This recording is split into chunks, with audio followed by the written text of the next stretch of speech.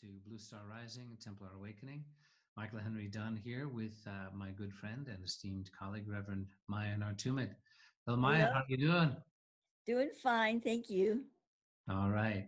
Well, today we're going to be exploring something that you hear a lot about in alternative journalism circles, lost history circles, versions of the hidden history of humanity, which is the Nephilim, the Anunnaki, the so-called lizard people, and the question of a mixture of genetics in the human race as it's come down through hundreds of thousands or even millions of years.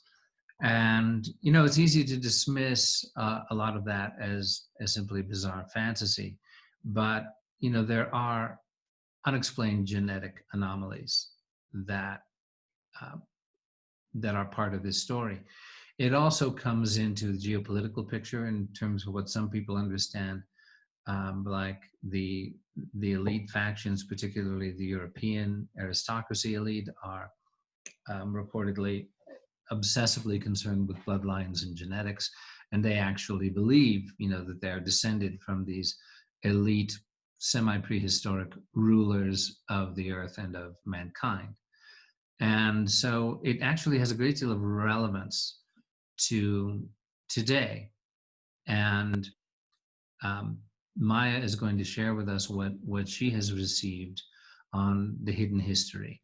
It's a lot about what we're about here at Blue Star Rising, Templar Awakening, is restoring lost history.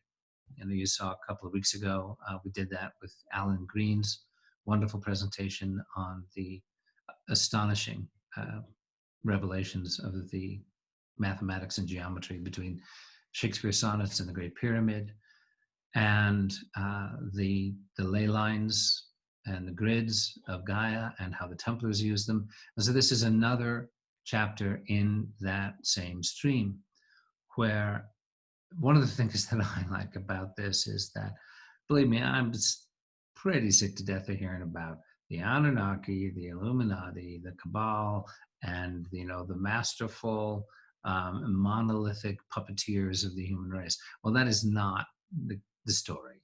You know, it's a small little part of the story. They would like us to believe in this mystique, this, you know, mythos of this supposed, you know, lizard people, ancient ruling class. There is a genetic story to be unfolded here. There is a spiritual dynamic to be unfolded here. And there is the current day, this is what's really important, the current day reality of streaming light codes landing on the planet, which are having a measurable, observable effect, not only on our DNA, but on our living blood. And in fact, Maia is going to share with you a video in which you will see actual slides of crystalline light elements appearing in live human blood.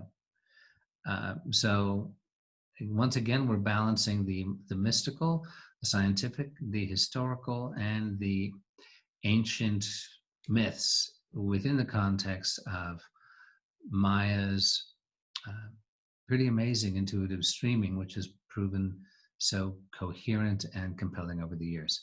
So that's my thumbnail sketch, Maia. How are we doing on that? Doing great. Okay. Do you want to say a few words about the video we're about to see? Yeah, well, first of all, it's only 6 minutes long, and it's really almost a trailer to what we're going to be talking about, but it kind of sets the stage for it. Okay. So with that, we will have the video now, and please enjoy this activational introduction to this pretty amazing topic of what is referred to here as the two gardens and the tree of life. One, the original of the Garden of Eden, and one, the Garden of the Nephilim, as the biblical term is for what are loosely referred to as the fallen angels.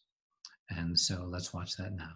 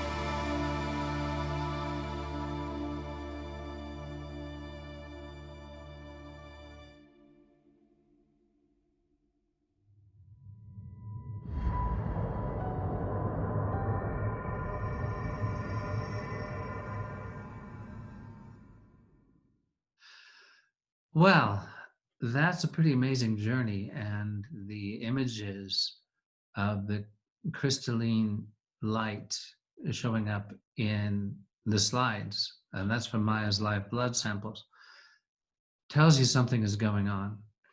And I remember our dear friend Reverend William Bueller talking also about these Lotus Loci, um, and that they are thought also to have something to do with crop circles, as I understand it. They have been seen to appear in fields. Yeah, he was doing research on that. I'm not that familiar with it, but I know he showed me some of the material way back, and I remember thinking, "Whoa, that's pretty." Yeah, and I've had some experience seeing them as well, Mhm. both a couple of years ago and off and on since. And the it's it's just a very compelling thing to see that because I believe it appeared in samples of Bill's blood as Oh well, right? yeah. It before I got back to Crestone, he was finding it in his blood. It was just when I got back, I wanted to test my blood too, and there it was, Right. Yeah, and And this is from a local naturopath physician yeah, here in uh-huh. Colorado who had never seen this in blood before. Yeah, that's right. He said he had seen it in one other person one time, but that was it. And Yeah. it's somebody that sent their blood in. So, it's we're going to talk a little bit more. Let's come back to the beginning, and we're all going to talk about more about that because that's the Right. finale, Yeah. Well, it's because it's what our viewers will have just seen. Yes. I just want to, before you begin, just to set it in Okay. the context of the great importance and relevance of this to us right now in terms of the restoration and upgrade uh, to human DNA that appears to be going on. There's been a lot of research done on this. What's the so-called junk DNA Yeah. lighting up and being activated? That this whole backstory that Maya's sharing with us today is what allows us to make sense of what's happening here in terms of the long arc of human history. Yes. So with that, Maya, do you want to start to take us into that? Yeah. Well, first of all, I'd like to just talk a little bit about what Thoth calls the lotus reality. It means what it says, a lotus. And he also used to call it the light forest. So I used both those terms in the video. And that is the first garden. Uh, it's important to understand that when we read about the Garden of Eden in the Bible or more ancient texts that sort of similarly tell some kind of a story, at least the texts that have come up into my face on that from the Bible and other things, they are very much a mixture of the two gardens. It's been so long, okay, and you have this garden happened and then you had this garden happen, and the historians take these pieces and they just sort of squish them together, and that's how you have our mythos story of the Garden of Eden. So let's divide them out for a moment, because I think this is really important in understanding our history. We have those of us who listen to such things and open our minds to it, have been sort of indoctrinated by the idea that we all descended from the Anunnaki, that we're just, creatures that were developed from their DNA as their slave labor, and that's who we are. And a lot of people think that the Anunnaki were lizard people, that they were reptilian people. So we're all reptilians in disguise, some of us more than others. And so that's the story out there. And it's understandable how it may have developed. I have great respect for Dr. Sitchin and his work. I think it's tremendous that he brought all this forward, but he didn't get the whole picture because he didn't have the means to, according to what I understand.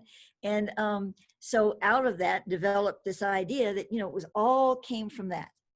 So one of the things that Thoth is really strong on is me talking about or sharing when the opportunity arises, his take, I say his take, what, if this is to be believed, is the true story of what happened.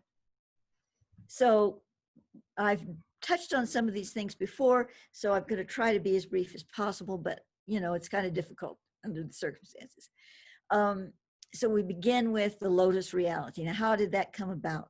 Well, according to the story that I received, there was a planet, and I've mentioned this before on some of the shows, or one of the shows at least, of the blue star Rigel, the worlds in all the higher realms, the higher energy realms, the planets, the worlds. Let's call them worlds because I'm not sure how they look, but the worlds exist within their star suns and not rotating around it.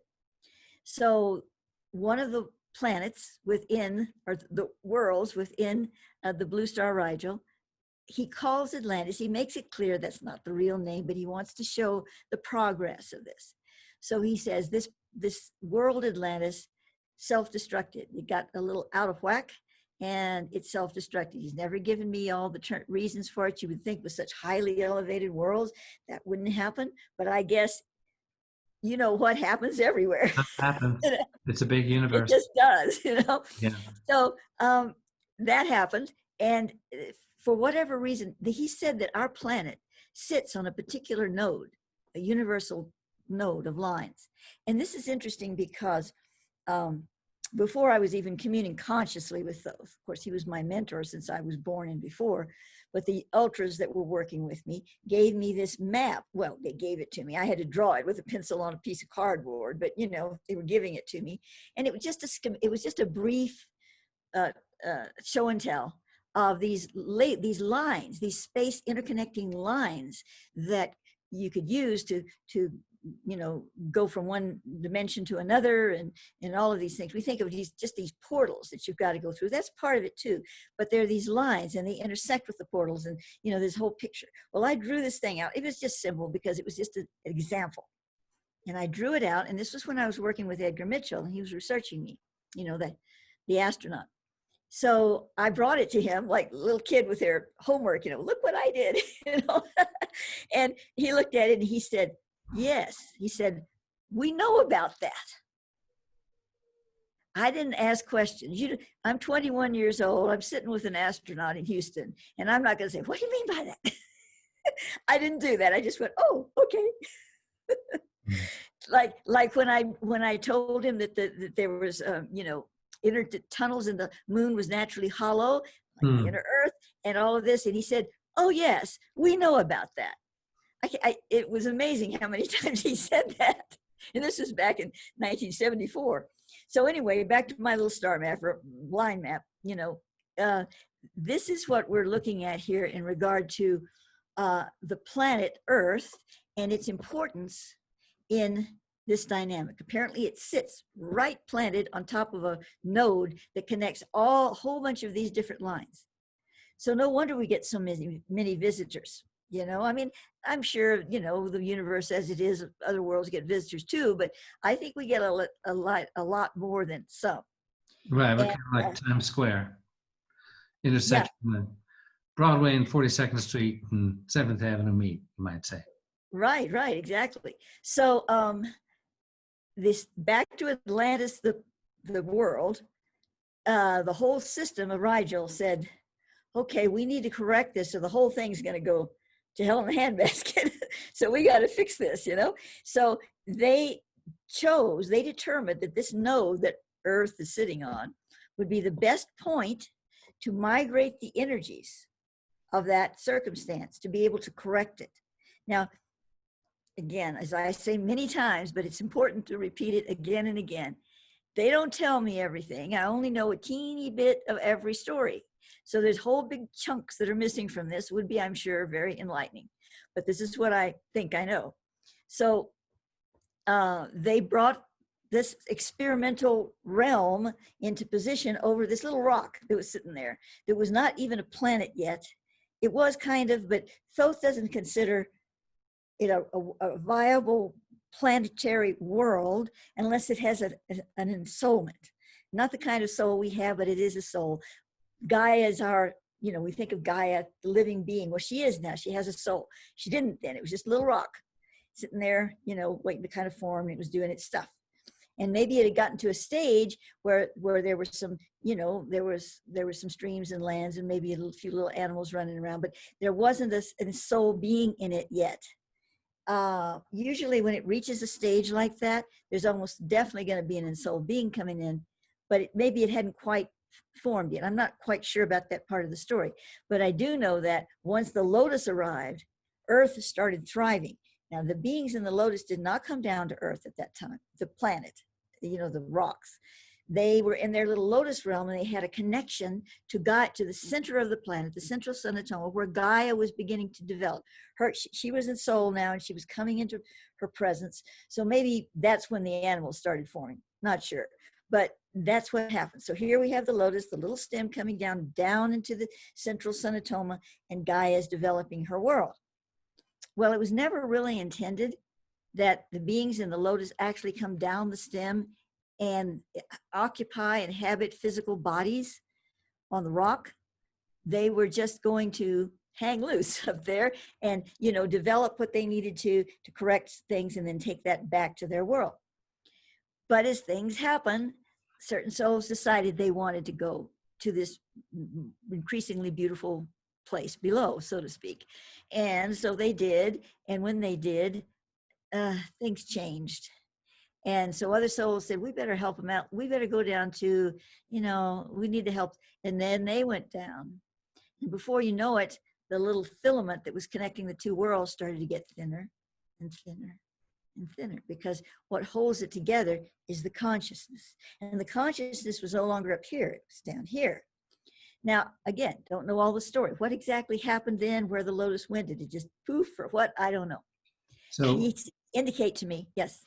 Yeah, so let me just understand. So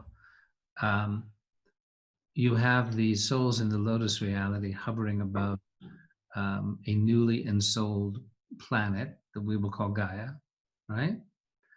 And that they had originally intended merely to hover over its unfoldment, and Yes. instead they essentially got too fascinated, too drawn in, and became embodied here in more physical beings. And then some of the other beings in the lotus reality said, oh, our friends have gotten stuck down there, we better go help them. And then they got stuck. Yeah, basically it was it didn't happen all overnight. There was a trickle and it happened and continued. So it has said to me that the lotus does still exist in some form, but we're not connected to it directly. Okay, because it reminds me of when I was a kid, we would all have a 6-hour drive to my family's farm in Wisconsin, and getting everybody in the car, 10 kids, took a very long time. And we'd be packing in the car, and 2 or 3 kids again in the car. And my mother would say, where's Sarah? And then Michael goes, I'll go get Sarah. It's like, Michael, don't go, and then he's gone. And somebody else comes back. It's like, now they're both gone. The kind of, somebody leaves to go rescue the other, and you never see them again. That's kind of what we're here on planet Earth, you might say, right? It's a good analogy. Yeah. So, and I'm keeping it pretty simplistic. I'm sure it wasn't quite so simple, but, basically that's the gist of it. So that's when, finally we were really planted down here. And that's when the genetics started already wobbling. When I speak of genetics, let me clarify something. I've said it before on these shows, but some people have not seen the other shows. And I want to remind the others. It's not about creating a super race. It's not about creating an elite race. What the genetics was about, then this whole timeline of experience from Rigel and all of that to, planet going boom and trying to recreate the energy so that the balance was restored, it was about restoring balance. It was about bringing the natural function and rhythm of the DNA of the human species back into the evolutionary cycle with the cosmic DNA, with the grand plan of the DNA spectrum. It wasn't about trying to create some offshoots of superhuman beings. So that was their design, that was their focus. So when we got down here groveling around in the soil and other things happened, we'll go into all of that. They sent this emissary from Venus, but actually from Rigel through Venus, because Venus is our guardian planet. It came along with us. They established Venus over here, Earth here.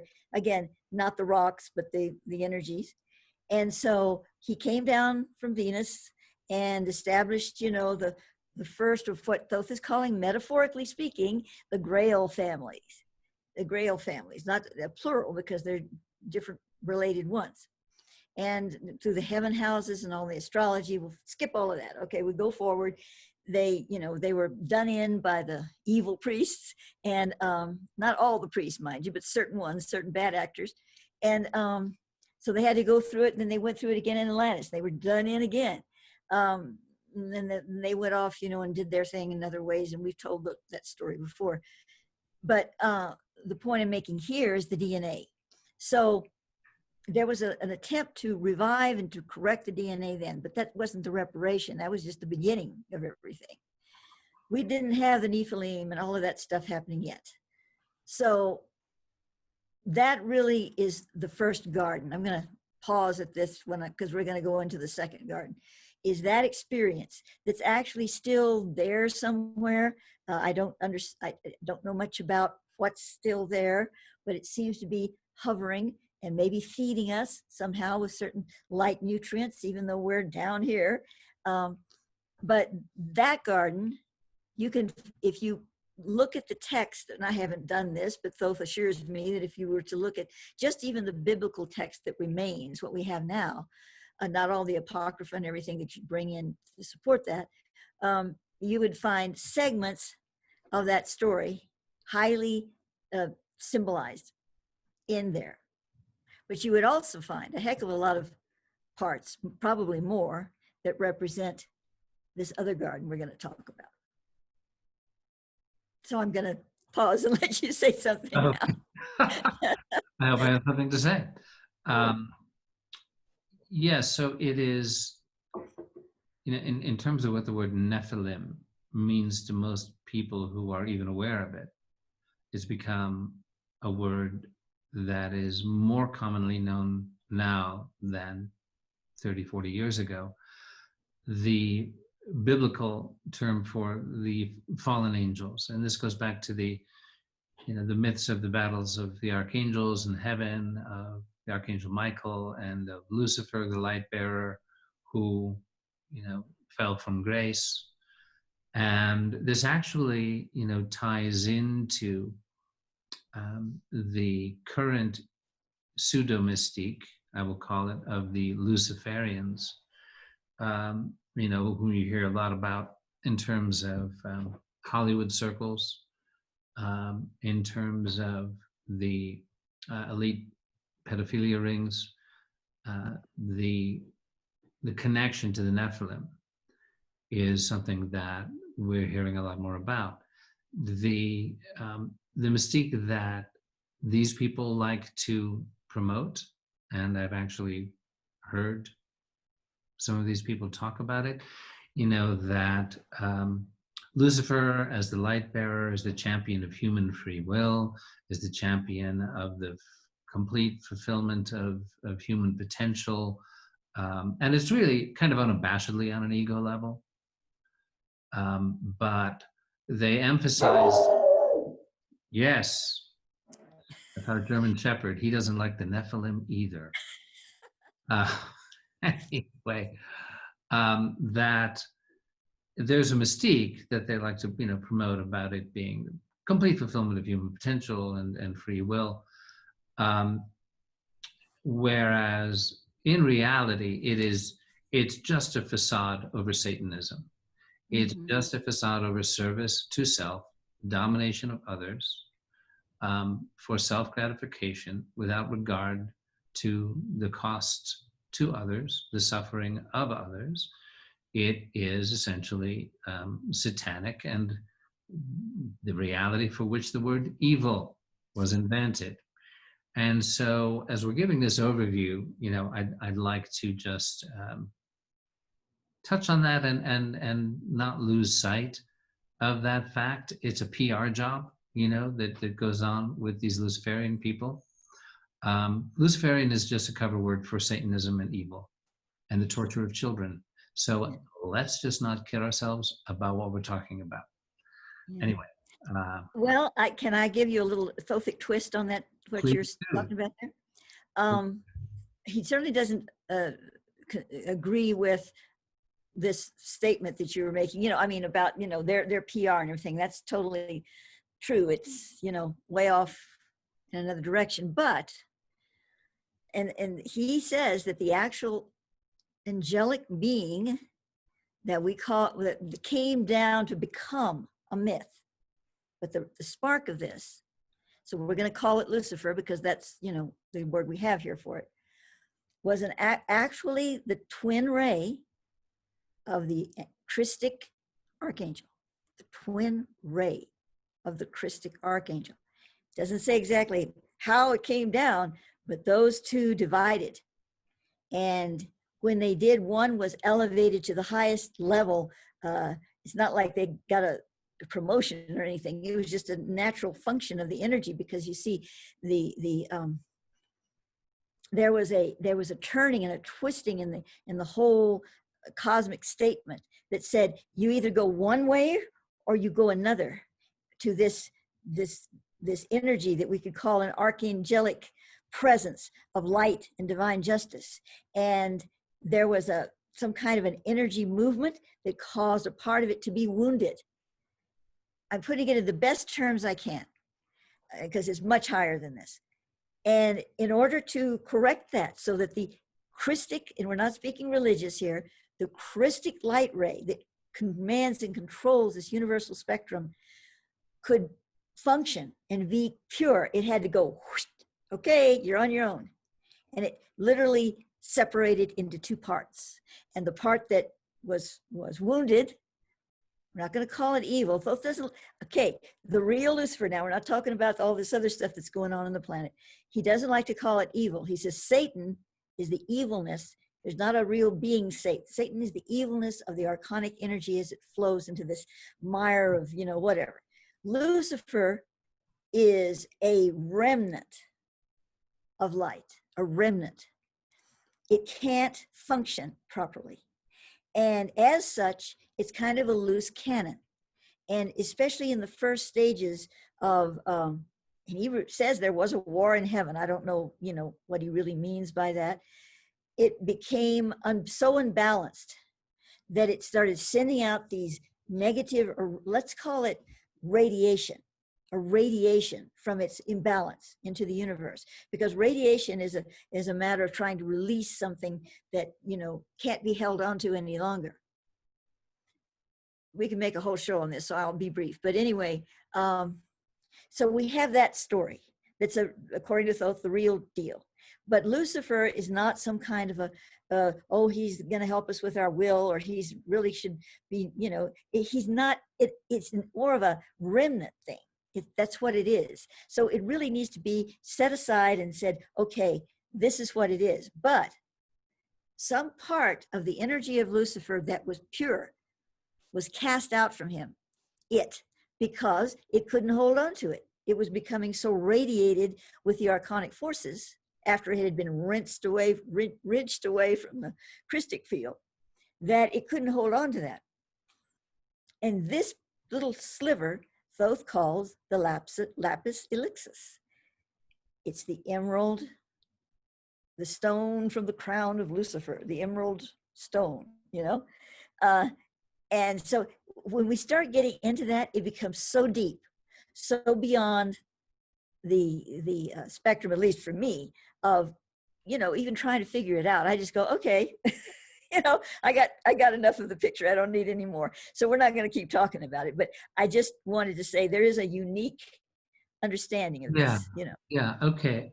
So just to re-express that as best I can, so I'm clear going forward.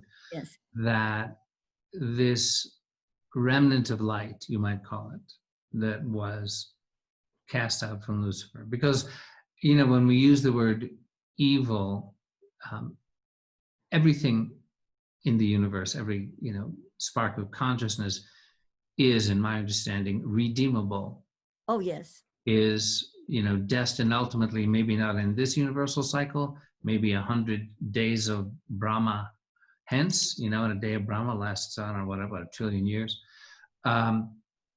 So, I mean, I hear what you're saying about,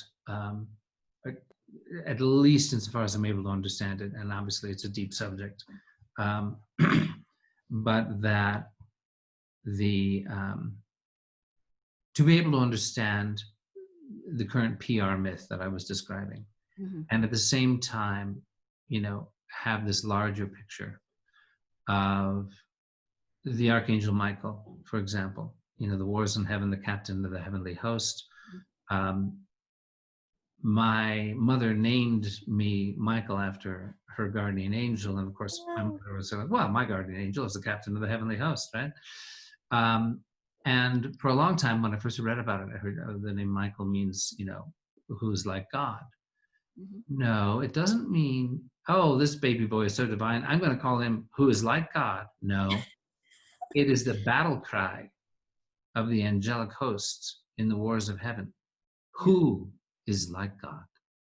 None is like unto. In other words, you fallen ones who want to make yourself God, the battle cry is, who is like God? There is none like God, is essentially what the word Michael, at least in its original Hebrew derivation, means. So just a little light I thought I'd throw. Yeah. Well, Thoth always says to me, no soul is evil. No soul. Right. But evil, which he also refers to as a satanic force. Satan isn't a being. He's not Lucifer. It's not an it. Yeah. It's a force field. This force field has been created by this archonic miasm cloud as it comes into contact with sentient mind that is out of balance. And then you have the tango. The two get together and they dance it out together, and that's where they create this satanic field. Right. And it's, a purpose in the divine plan in terms of the divine game, what as they call Lila, the divine play. You have to have the attractive force of love drawing us back to God, and you have to have the repelling force that tries to keep us enmeshed in creation, fascinated in creation, pulling us away from God, pulling us away from awareness of our divine source, pulling us down into ego awareness as opposed to the soul path to reunion with spirit. That is referred to as, that's the satanic force. That's its job, essentially. But beyond good and evil is the transcendent reality of the divine, over and above the show of Maya, as it's called, in the Vedas, the illusion. You don't like that, do you? Well, no, of course not. Who wants to be named after illusion? But Thoth gave me this name. My birth name's Chrystine. Christ, like Christ. And I still retain that, as Maia Chrystine. But Thoth says that, that the concept of Maya is not fully understood. So you can't just chalk it off to illusion. And that's because I kind of went like, you're going to name me that, and so it's another story. We're not going to get into that, but anyway, it's not quite what it's for another time. I'd love to, because there's So let's go on to the second garden. Now Thoth just gave me a name for it for that video, and I'm not going to try to pronounce that. I didn't even write it down. It's not in my playbook. But I saw it go through and I thought, okay, I'm good. Or something. I don't know. Memorize this word that Maya can't pronounce. I'm just going to let it roll off my tongue. Oh, you mean the Kladura? Yeah, right. Right. So I'm going to call it the Garden of the Anunnaki. So now let's talk about Nephilim and the Anunnaki. Okay. The Nephilim is a broad term. Now, again, Thoth took these words out of the context of the human frame of myth and history and legend, so that we had something to connect it to. They don't go around calling themselves the Nephilim, and they don't really go around calling themselves the Anunnaki. Other persons in the ancient time called them that. But the Nephilim is a broad term for a certain type of genetically sort of human beings that came to Earth at various stages and times on this planet. They actually came from not just one world system, but different ones, but they were all connected. Maybe they were all in communication with one another, not sure. Out of that, one of those capsules that landed was the Anunnaki. So the Anunnaki are not the whole picture of the Nephilim. They're one little package of them. But they made themselves rock stars because they did so much damage here. The others sort of fiddled around here and there and whatever, but it was the Anunnaki that really made a stamp. Now, when they came along, it was much, much, much later in time. I mean, it's just around the corner in time compared to going back to the first garden and, Atlantis and all of that. But when they arrived, and actually Atlantis, I think, was still a viable place, kind of broken up into some continent pieces, but it was still a nation. There's a big story to that. Again, I'm not going into all of it, but first of all, the Anunnaki are related to us too. They're part of the kindred in a way, but Thoth does not refer to anyone who's left the fold as the kindred with a capital K. When he says kindred, he means those who are here to help, the good shepherds, that are part of that divine order. There's always some bad actors, and those bad actors separated from the team of the universal kindred to become Nephilim. And that's why he has a big overview of the word, covers all these different ones. Although he also speaks of the free Nephilim, P-H-R-E-E, Nephilim. They're ones that have redeemed themselves. They played bad, now they're playing good. So there's a lot of different pictures there. But back to the Anunnaki. So they get here because this is a node they want to work with. They didn't come here to mine gold just because they wanted gold to take back to their planet to do something with it. They say, to do radioactive, whatever. No, they wanted to go. First of all, they wanted the node. They wanted to be on this node because they knew that if they could activate it in some way, they could go into the Metatronic worlds. Maybe they could bypass the M-stra Molecule to do it. And this is all in their playbook. Well, and also, so they're here. Now they know that gold has a frequency, carries a frequency that connects to all the Metatronic systems. Aha. So they're on this node and they're mining this gold for this particular purpose. Now maybe they carted some back to their star, I don't know. But the real reason was this. They were trying to work all of this out. So while they were here, and they were messing around with our DNA because they needed to figure out this molecule, they needed some slave labor. So, okay, they created some slave labor out of that, but that was just, again, a necessary to them offshoot of their main program.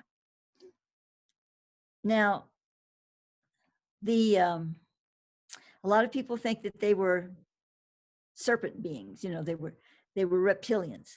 No, they were not. They were human-like, related to us, basically, beings who had a really shriveled up M-stra molecule that wasn't working properly. And, but they were genetic manipulators. They were good at it, and they'd been doing it a long time, not just on the planet Earth. So they had creatures. They brought some with them, but most of them, they bred them here. And these creatures, a lot of them were very reptilian.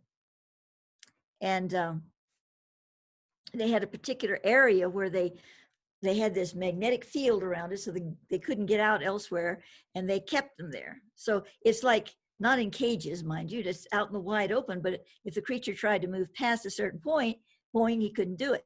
But they could come and go in there with no problem.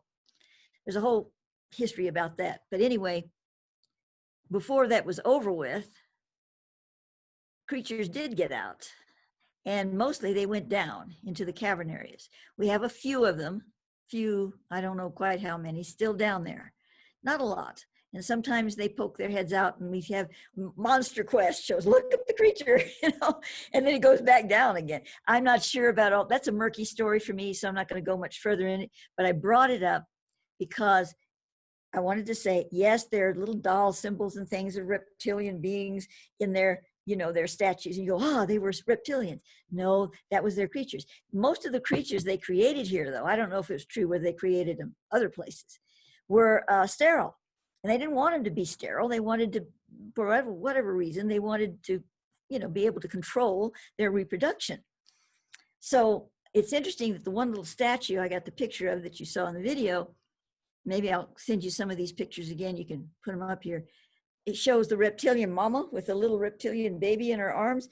And that was important to them. That was one that turned out not to be sterile. So they memorialized her, in a statue. So what exactly they were doing with all of that, this creature thing, I've never gotten into it. it's just a rabbit hole I didn't feel I needed to go down unless Thoth pointed me there, and he didn't. So I don't know the rest of the story, but I wanted to bring it up just for that particular point. Anything you'd like to say before I continue, Michael? Okay, well, let's see. Yeah, it's another, current myth. It gets a lot of play on the internet about the reptilians and, certain elite classes of people who have more reptilian blood or prize their, Anunnaki supposed genetics, all of which is pretty well diluted now, but there are fairly reliable reports that they are, the elite classes, particularly in Europe, the aristocratic circles are obsessed with their bloodlines. They are, yes. Yeah, and with the genetics, and the implications of that. There's one famous banking family that, in their heyday, it was said, well, there is no prospective marriage partner better for a member of this family than another member of this family. That, which actually, that's true. If you go back into history, there is both power and money pressure on ruling families to keep it in the family. Because you start to branch out, you start to intermarry, you have to end up diluting the wealth, diluting the power. And then, of course, you end up with, the deformed skeleton of Tutankhamun, because he had clubfoot. He was the product of intermarriage. I have something to say about that. Sure. The one that was buried in that tomb, if they say that was Tutankhamun, wasn't. Oh, really? Okay, Yeah, this is the breaking piece of news. You heard it here first, folks. Yeah. It was not King Tut. He's King Bob, King Joe. Who was he? Well, I don't know exactly, but they wanted to make sure that that Tutankhamun's body was never found. And I don't know who that person is. I didn't ask. It's one of those stories. If I went down the trail of everything that Thoth casually mentions to me, that's all I do. So I didn't take it any further. I went, okay, that's not Tutankhamun. I'll just move on. Right, that's fascinating. One of my favorite, this is a little goofy, but I am a little goofy. You have mentioned to me in the past that, the Anunnaki are not the big story that certain people would like us to believe they are. They are part of the story. It needs to be put in context of the restoration, the reparation of human DNA. But when we had Alan Green with us a couple of weeks ago, part of his presentation on the accepted story of the pyramids, and then there's the real story, the ancient true story in amazing geometry. So when he was sending up this idea that the Great Pyramid of Giza was just built, by the pharaoh Khufu as his tomb. And so Alan had us do this thing. He went, knock, knock. And we had to go, who's there? He said, Khufu. We said, Khufu who? And he said, exactly. I love Alan. Just can't resist it here. So do me a favor, Maia, knock, knock. Who's there? Anunnaki. Anunnaki who? Exactly. Right? So yes, but there's a point I do want to make. Thoth's knocking on my door here. Okay. To stress the fact that we're all related. We're related to a chicken. We're related to a turnip. We're related to a mouse. We're related to a centipede. We're related to all that stuff because genetically, there's a connection to everything. There just is. Okay. Yeah. So we do have a reptilian aspect to our being, not because the Anunnaki put it in there, but because we're all related. And so when he's saying that when we find out how to interbreed species like they do, then we're going to be, so let's hope that doesn't happen. But it is possible to do. Obviously, they've done it. but the point is, so to say we don't have any reptilian in us is not correct. To say we don't have any octopus in us is not correct, you know, because there's a part of everything in our being. Octopuses are said to be, for alien DNA, from what they say. Yeah, really? And then cool. the amygdala in the brain, referred to as the reptilian brain, the fight or flight, Yes. is that Yeah, it's there. genetic remnant within us of, you know, the most primitive aspect. Yeah, so it's there, but what Thoth is elaborating on is that the Anunnaki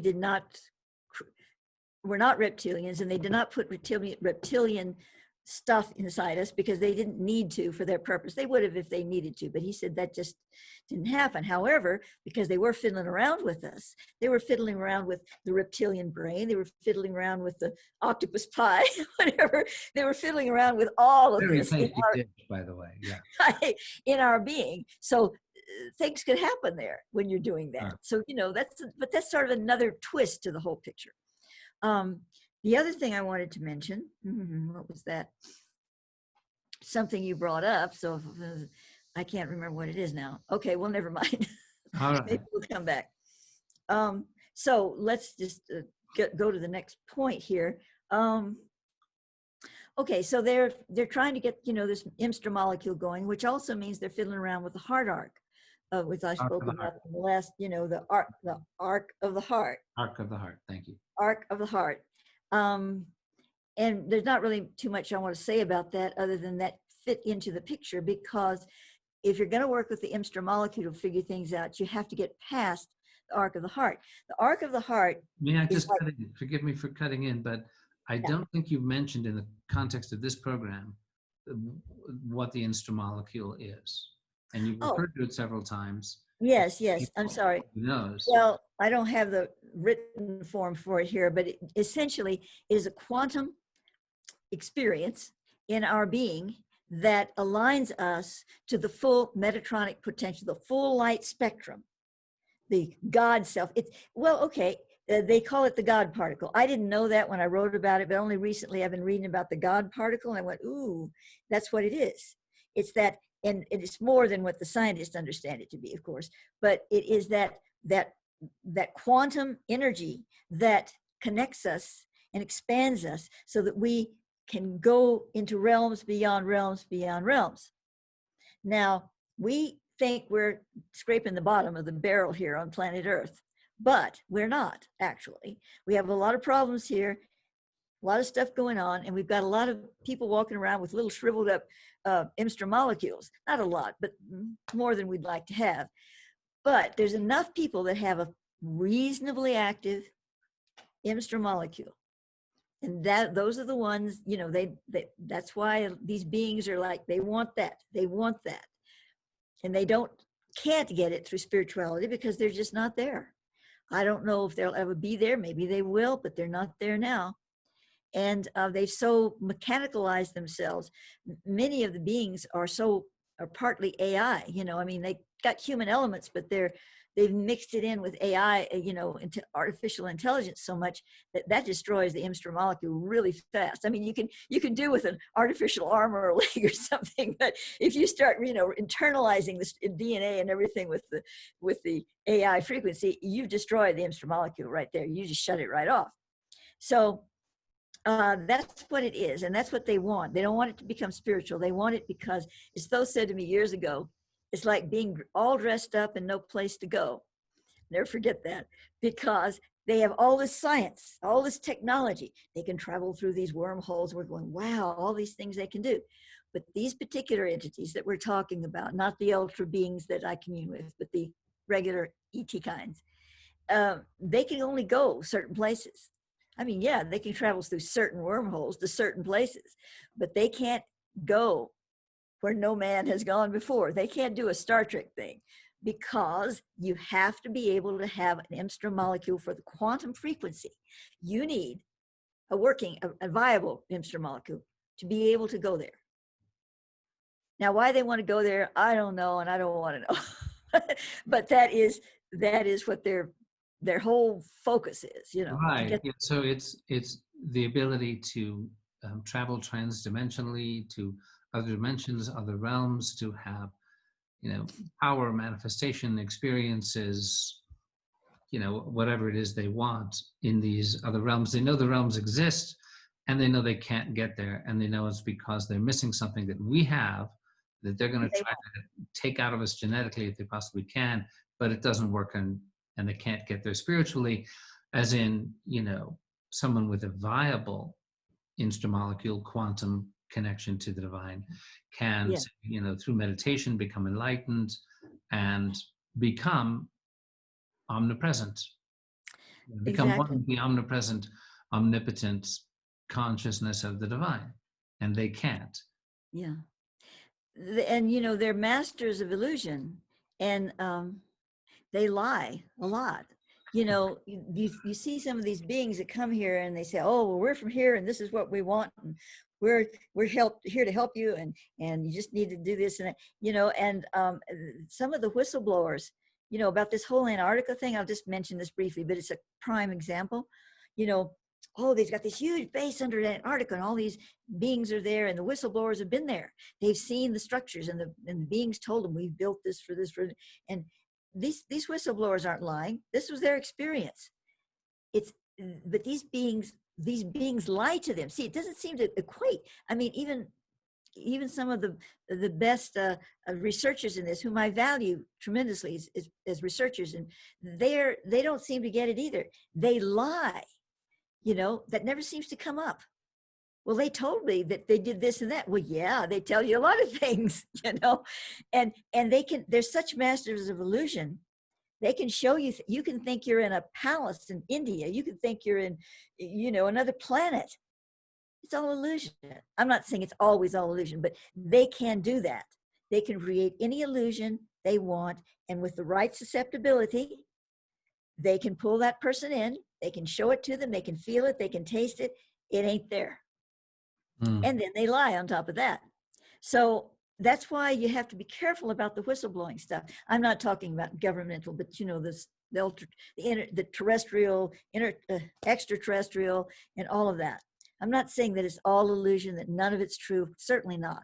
But I'm just saying there's an element of that involved. Yeah. Because that's what they use to control us, or to try to control us. Mm-hmm. Well, that certainly makes sense to me. It's it's like that old Outer Limits show where the aliens come down and we are here to help you, and then the government gets a hold of their book. It's like, we're going to translate their book. Well, we've translated the title. The title is To Serve Man. Oh, isn't that beautiful? It's to serve humanity. And at the end, we're like, you're coming to our planet, and we're going to show you a wonderful trip through the galaxy. And then they're getting on the ship, and the translator is trying to fight his way through the crowd and goes, To Serve Man is a cookbook. It's a cookbook. I remember that one. I love that one. Yeah, it's like, oh, to serve man. Right. And then they show the little human in the cell in the spaceship, and the tall, weird alien goes, get nice and fat. Yeah, oh, like yeah, that. I know. Yeah. So, but the bottom line of all of that is, it doesn't work. And I said to Thoth, well, shouldn't they have given up by now? They can't get this M-stra Molecule all this time. They've been going at this for as long as, practically, not all, but as the planet has existed. Not really, but sort of. Yeah. And he said, they don't see things, they don't think the way you do. They don't think in linear consciousness the way you do. Time has passed, you haven't gotten the answer, shouldn't you move on? They are existing in a certain kind of peripheral moment where they keep repeating to solve their problem. And it's difficult for them, not impossible, to break out of that and say, let's try a new plan. This is their Achilles heel. Now, they do sometimes modify plans and whatever, but it's very slow moving in our realm, in our perception. To them, it's moving very quickly. So see, there's all kinds of things about it. It's like a time loop. They keep going back in time and reliving. Well, not exactly. It's more of a mental break with our progression through time. It's the only way I can put it, because it's not as simple as being a mental loop. It's a mental break with the progression of our time. So they're not really existing in our time. So when they enter the field to work on us or to do what they're doing, it's in their electric moment. It's not in our magnetic wave. Okay. The best I could come up with to explain Yeah. it. Yeah. Wow. So if we go back for a second, just to finish up on these Anunnaki dudes, I also want to say that they weren't the only actors in the play, because we had, there was a strain of Atlanteans, and Edgar Casey speaks about them, the Bilal or whatever. They were, experimenting and making human animals and all kinds of stuff. And they didn't do well. And it was a blip on the screen, but nevertheless, that was going on too. I don't know if it was at the same time, a little after, a little before, I'm not sure. But, and there have been other things that have happened. This is a long time span, and a lot of different things have gone on. We can go on and on trying to figure it all out. But the bottom line of this, to me, from the Thothic perspective, is that whatever happened, when it happened, and how it happened, it has a shelf life. And we're coming to the end of that shelf life. But at the same time, we are the ones that are going to decide what happens when those cans of peas are taken off the shelf and thrown in the garbage. What happens then? Do we wind up repeating the story because we didn't get how we can change the ending? Or do we say, okay, we learned from that, let's move on to a brighter development? Because if we're looking at moving from a world system 1, half-light oratronic world, to a world system 2, a form of metatronic experience, full light experience, from a world where you can't manifest unless you take hammer and nails and build it or whatever, to a world where you can manifest through your consciousness, the apple in the hand, it's there. That kind of experience, when you were from world system 1 to world system 2, and Thoth has briefly mentioned that there's a world system 3. I don't even want to go there. So when we're doing that, that's going to happen one way or another, one time or another, because that is the progression. Just like a little cell is going to divide and it's going to do its thing, unless you kill it, it's going to keep doing its thing. So, but what our decision is, when do we want this to happen? Sooner? Later? How do we want to get there? What's the plan? What direction? Is it going to be an easy ride? Are we going to be dragged to the sands kicking and screaming? Or a huge amount of souls going to have to flounder and go back into other cycles before they can ever get there, while a little handpicked, just a few that get it are going to move through and move on, and the rest are left behind? That doesn't sound good. How do we orchestrate this so that the maximum amount of souls can move gracefully through this experience, and relatively sooner rather than later, and that the ones that choose to become stuck in the miasm, how can we retrieve them in a graceful way in an appropriate time? So all of these things are on the table for us. Not that we're going to have an ascension, but how, when, and how gracefully and how inclusively do we experience it? Right. So you're saying, the ascension is inevitable, unstoppable, unavoidable at this point. It's simply a matter of whether it's going to be, as you say, a lucky few getting through and the rest go into bleak repeat, or whether it's, the graceful moving through of, the largest number of souls possible. And with that bridge, we've talked about that bridge, I think of the movie 2012, where, planets getting inundated, and there's some huge ships in the Himalayas because they know the water's going to rise that far. And it's like, let me on, please let me on, and how many people can we shepherd aboard before the ship casts off? Yeah. And that's, so I wanted to ask, in terms of what we're calling the reparation of the DNA. And of course, reparation is usually used in the diplomatic sense in like treaties after wars are ended, where the loser, like the Germans, had to pay reparations to the Allies in World War I. Very heavy, the Treaty of Versailles, very, very heavy reparations that, Yes, I'm the familiar with that. Germans. Yeah. So, but reparations in this sense is kind of, if you're talking about these, war in heaven or the war of the Anunnaki or what they did, that in that sense, it is about coming back to Repairing make the good, damage. right? Yeah. It's essentially what it means. And, So and how it's, does and it's that, yeah, how does that restoration, that reparation, that making whole of the full potential of the human DNA that still carries this this stain, this diluted, twisted strain from the genetic manipulation. How does that reparation affect the potential for a full, graceful, smooth ascension? yes. Well, here's where we come into a lot of factors at play that we're not going to go into all of them, but maybe we can look at some of the main ones. First of all, Thoth is saying to me, he chose the word reparation. First of all, he said it was actually used at the time, not in English, but the meaning of it, because what was being accomplished was not just, oh, there's a a tear here and we're going to fix it or something like that. It was repairing the spiritual damage that had been done by an invading force.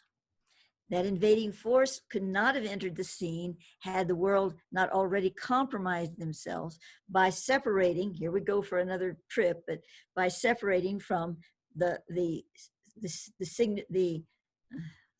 light signature, the signature of light, which is encoded in our DNA, that would have kept us safe, would have kept us in the lotus, or at least carrying that lotus frequency in us. But when we came down the beanstalk, so to speak, we separated from the inscription of light. And it's still in us, but when the separation is not focusing on it, not being aware of it, not being in that focus. So we chose to allow, in that sense, to allow something bad to possibly happen. And it did,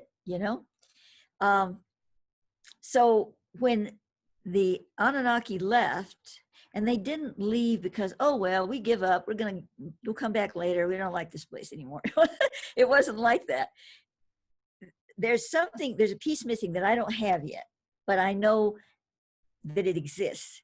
And it has to do with, see, the good company, the shepherds Thoth calls them the shepherds. He was one of them that were here, the sun lords, all these terms for them. They left at a certain point when the Anunnaki had come in, or they were coming in. I'm not sure which happened. They left, and I'm going, that was not nice. I mean, you leave, and these guys come in and take over. I mean, what the hey, And he said, we didn't leave you. You left us. So he meant vibrationally, we interfield that they could no longer exist in. So they said, we can't be here. Well, somehow we managed to bring that field back enough after this horrible event. And again, a piece missing. Don't know how we did it. That they said, okay, we can come back now. We're going to help you guys out the best we can. So we're going to literally come in and repair as much as we can the damage that was caused by this infraction. They didn't repair it all because, again, we weren't vibrationally attentive enough for that complete repair to take place. That's why they had two more smaller visitations of reparations that don't know anything about, little ones. Then now they're saying to me now, and I just got this information, that we are now entering the fourth reparation, the fourth and final, I guess. Now, I don't know, I may take that word back. Let's put final out of the picture. I'm not sure. He didn't say final. He said the fourth reparation. And now we come to the crystalline beings in our blood and how that works into all of that. Because when you bring the lotus out of, not the lotus, yeah, the loci, the local lotuses in the body, in the DNA, and you bring them into the bloodstream, they become something else, sort of. You know, they're not exactly the same. They're the DNA thing in the DNA, but when they come into the blood, whew, you know, they got on their super suits. They're activated, and it's a path. It's a plan. This activation doesn't mean that if you got crystallines in your blood, you can't leap tall buildings in a single bound. What you're doing is you're incubating these. You're helping to bring them into a substantial frequency. Thoth speaks about the pure gem bodies. When we move into the world system 2, we will be clothed in pure gem bodies. And he's not just speaking metaphorically here. We will have crystalline bodies. That doesn't mean knock, knock, we're made of solid crystal. It means that there's a crystalline formation in our blood and in our being that is the prism effect of light and life that will, you know, be that vehicle that we contain. So we're already beginning to build the pure gem body. He told me in the 80s that we're already beginning to build it, but it hadn't reached the stage where there were crystallines in the blood. This has only been taking place for the last 10 years, maybe. Yeah. So what you're describing right now in terms of the Lotus Loci in our DNA lighting up as crystalline forms, visible on a slide of blood, of human blood, that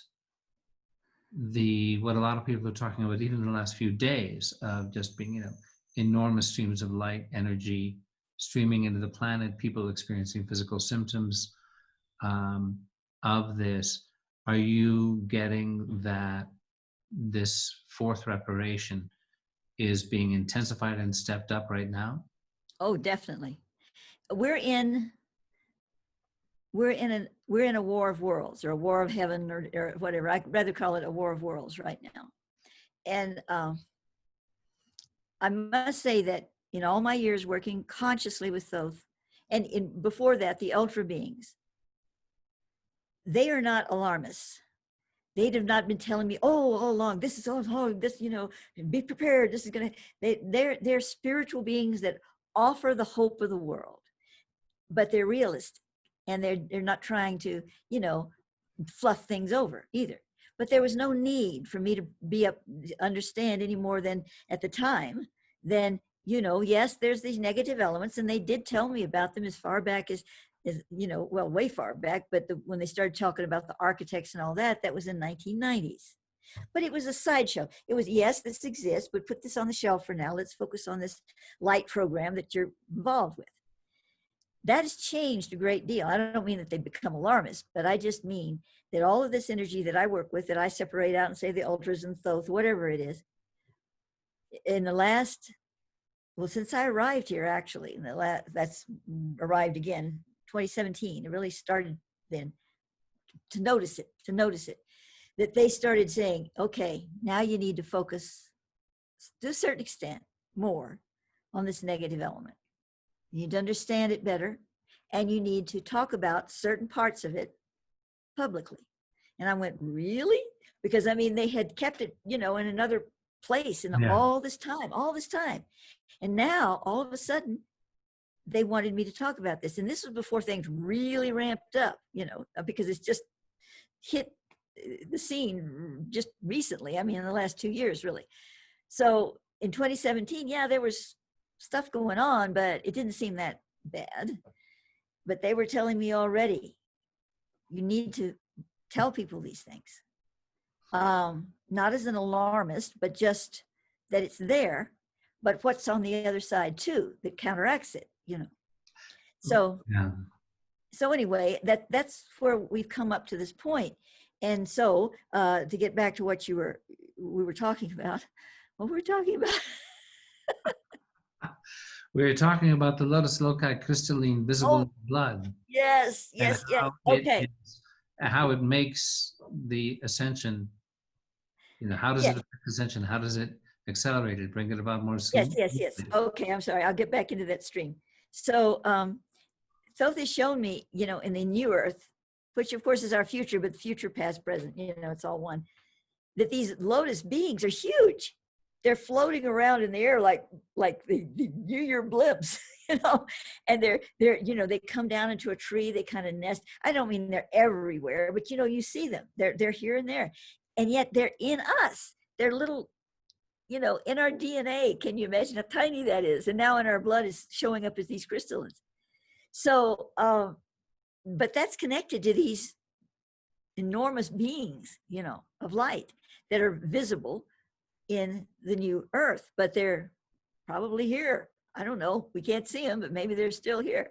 Well, So you can see them sometimes. yeah. So we are in the midst of self-discovery on very, very deep level.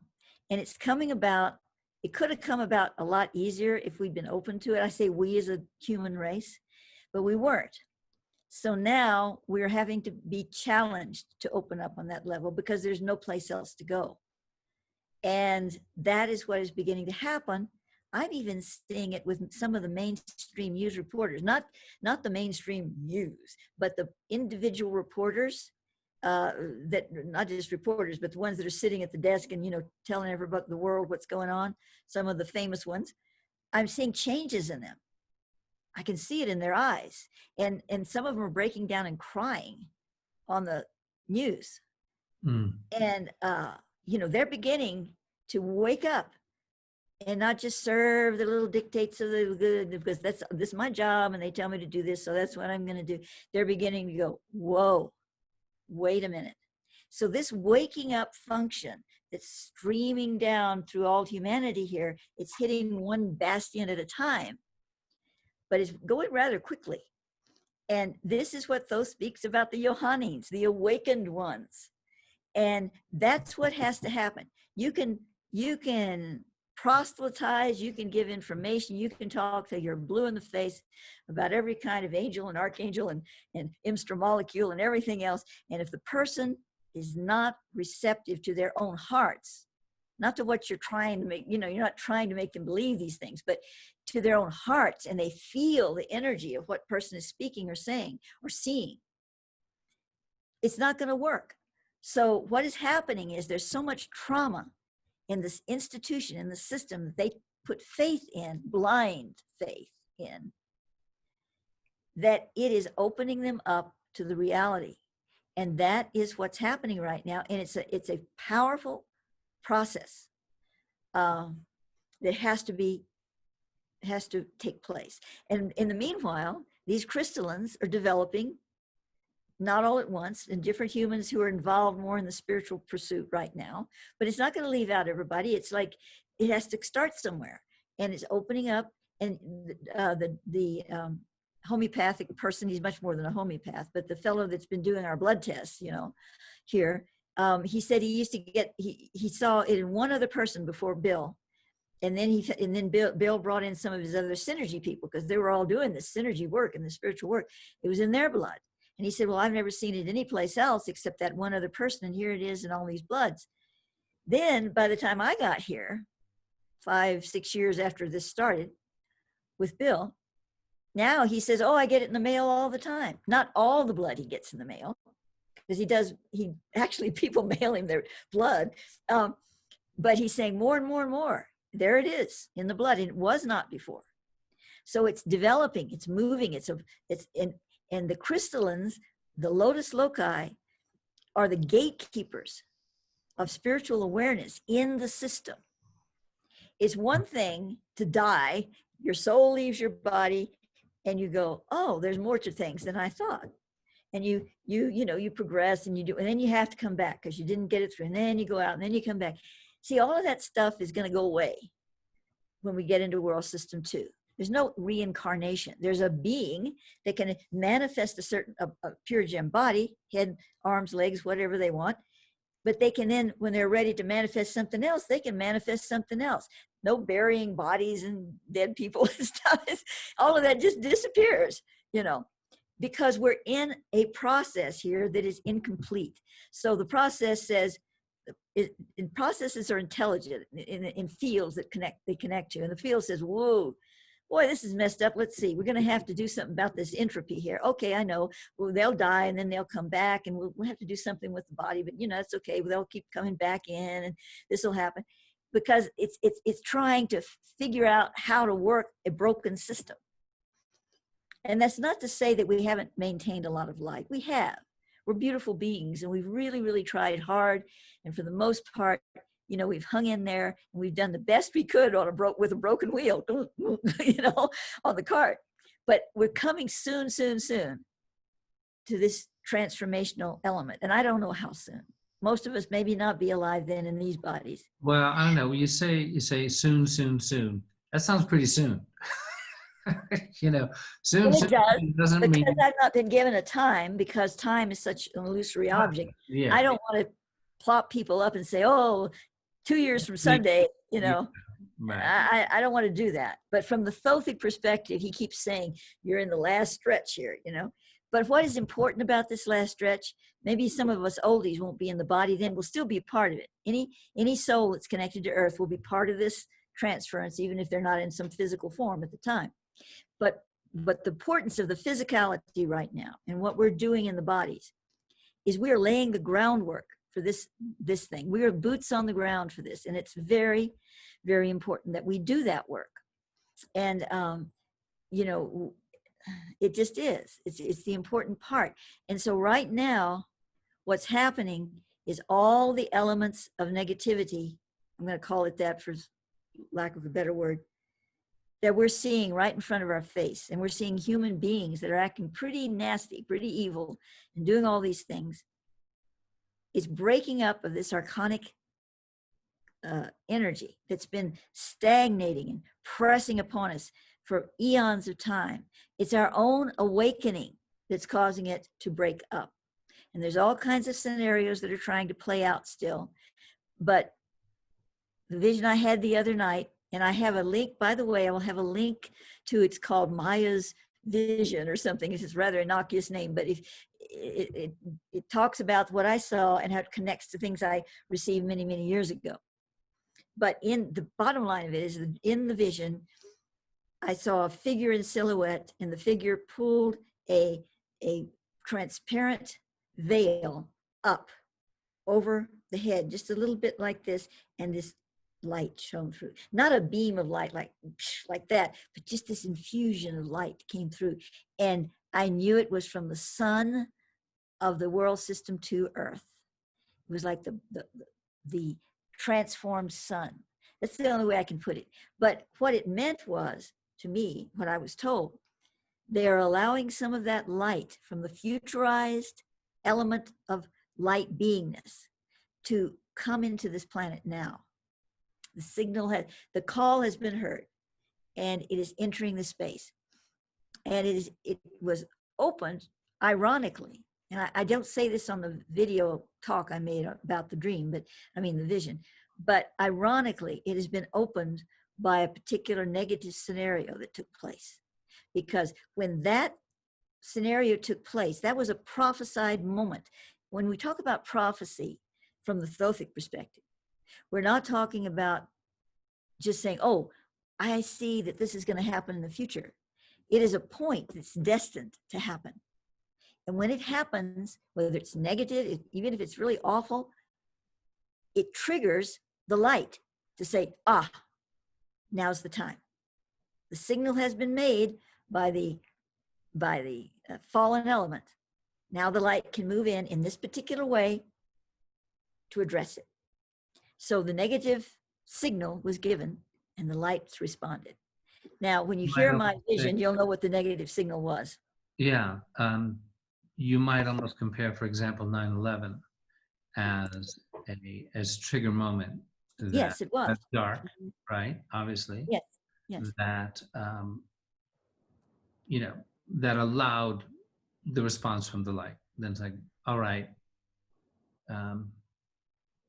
this is a declaration of war, if you will, that allows the light forces to respond and say, now we are not only obligated, but we are, in a sense, just, this is our role, this is our charge, this is our duty, the signal has been given, and now it is time for us to do our duty, to Yes. be who we are, to bring forth what we are here to bring forth. Yes, and it's a balance of energies. It's a universal law that these energies must be met. When you have a half-light focus that reaches a crescendo and it gives the signal, I claim this land is mine, so to speak. The light, the Metatronic light, it's just automatic. No, that's an imbalance. I will correct that. So that they're sentient beings involved, of course, but I'm talking about the underlying current of the science, because everything is connected. So I will say, without getting into it right here, that the event that Maia is talking about took place only days ago, not even a week ago here. Yes. So we are essentially in the thick of the action of the initial consequence of the signal having been given, and you want to call it a war in heaven, an energetic war, a final showdown, a balancing. I prefer to go with your term about a balancing. That this is about an inevitable restoration of the light, that and a greater awakening, that as this light streams in, it is hastening the awakening. Yes, exactly. And there's no stopping it. At least I really hope there's no stopping it. Oh, there's no stopping it. I'd like to, it's just a small paragraph. I'd like to read what Thoth has given me about the Lotus Loci, because it really fleshes in dimension. It's not too complicated. It's pretty simple. Okay. Creational life forms in our DNA, which are beginning to be evidenced in our blood. They are intelligent crystallines containing God commands or signals of high creational ordinance. They promote the propagation of superluminal states of body consciousness. Once body consciousness is greatly expanded, there is no longer entropy or disease in the physical. The loci must create their crystalline fields in the blood for this dimension of physicality to be accomplished. To a large extent, this is true in the inner earth. Our human kindred of the interior can live much longer and are over 99% disease-free. In the new earth, there is no death or disease. We can view the Lotus Loci as cosmic nutrients to feed our physical being as it evolves into the pure gem state of new earth or world system 2 formation.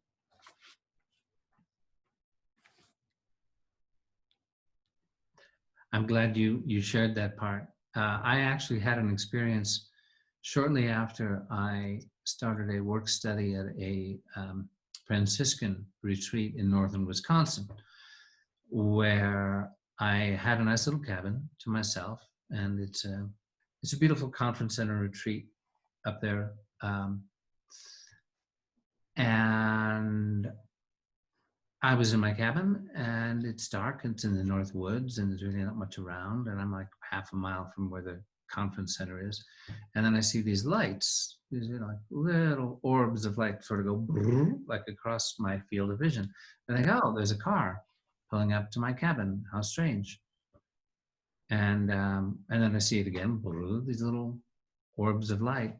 And wait a second, where is that? And I get up and I go outside the cabin, and there's no car there, but then I see the lights. They're just going across my field of vision, because it's, they're being present to me. And I brought this up to Bill Bueller, Reverend William Bueller. And, Bill's so matter of fact, U.S. Navy commander retired. He goes, oh yeah, those would be Lotus Loci. You're probably seeing them. They're around these days. Yeah, you'll see those if you're doing the stuff you're doing.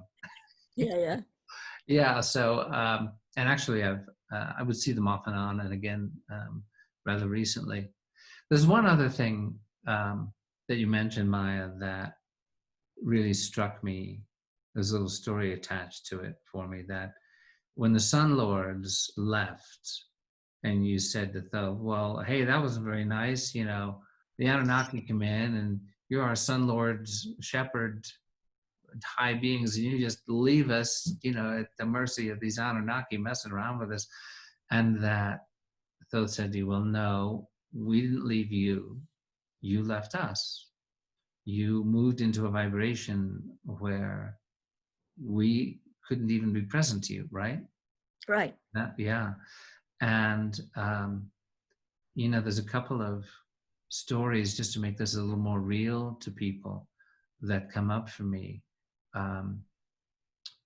I lived in Los Angeles for a long time, and I was attended a meditation center there. And this was in the lineage of Paramahansa Yogananda, Self-Realization Fellowship. And there was a wonderful monk, older monk, who was a direct disciple of Yogananda for many years, Brother Bhaktananda. And one Sunday a month, we would all gather, the heads of various, you know, temple committees, the grounds committee, the cleaning committee, the event committee, you know, and there'd be a committee meeting. And it would take place in India Hall, which is, you know, beautiful vibration there. Yogananda directed the building of it, you know, under the monks. He showed them how to build this wonderful little hall. And so everyone's sitting around these conference tables, and Bhaktananda's presiding, and you know, it's just a very high vibration, and you're humbly serving and volunteers, and but inevitably, you know, some event comes up, it's a big deal, people go, oh, we should do this, and oh, I think we should do that. Well, don't you understand? We need you to do this.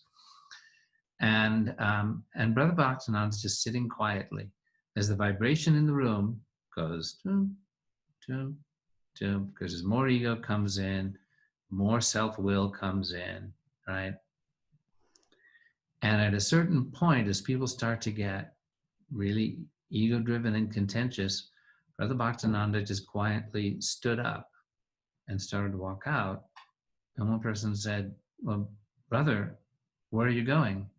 And he said, I'm following Master. He just left the room. People went, Yogananda was here with us, and our vibration drove him out. You know? Yeah. Everybody just went, oh. That was a big down.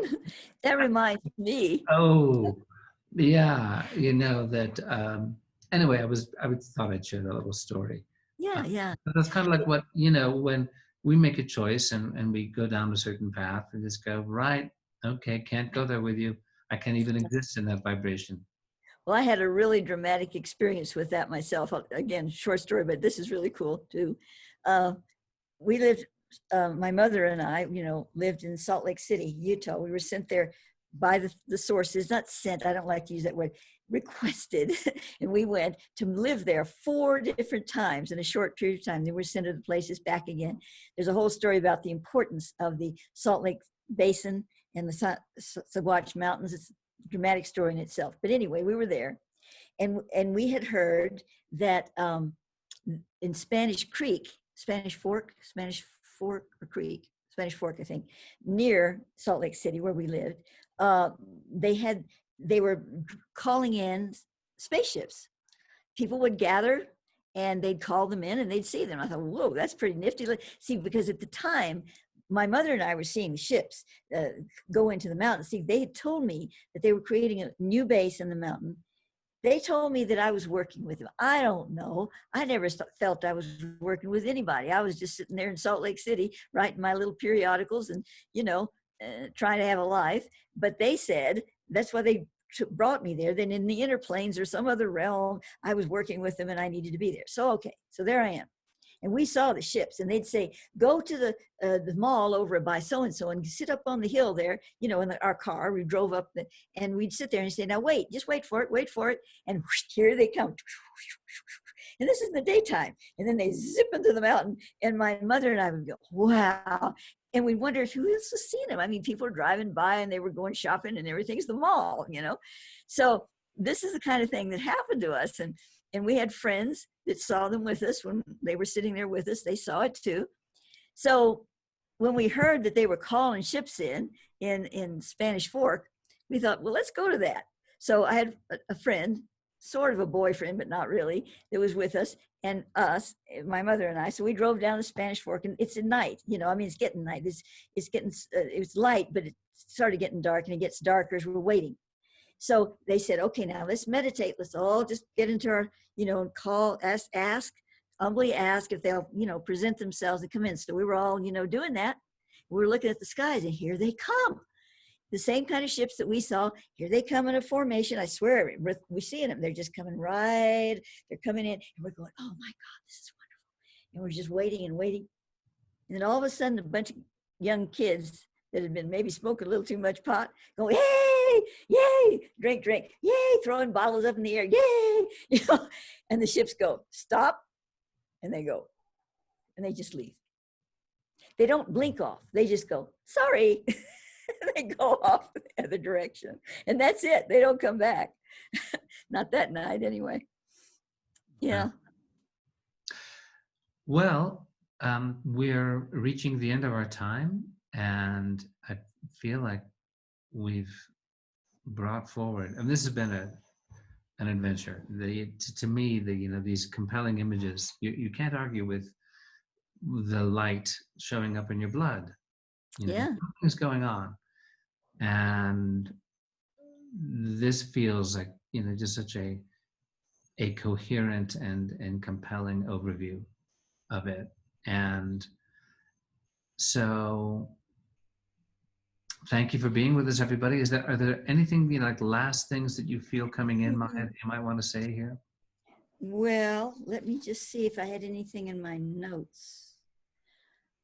No, that doesn't seem to be. I guess not on this show. I might bring it up some other time. So I guess that's it. Okay, so yeah, this was the Anunnaki Who show. Knock, knock. Knock, knock, who's there? Anunnaki Who. So anyway, thanks everybody for being with us. Thank you. And do please like and subscribe and share, because these stories that are coming in are important. And it doesn't necessarily need to be seen by millions and millions of people, but it needs to be seen by the right people. So just share intuitively as you feel prompted. And thank you so much for being with us, and God bless us all. We'll see you next time. Bye for now. Bye-bye.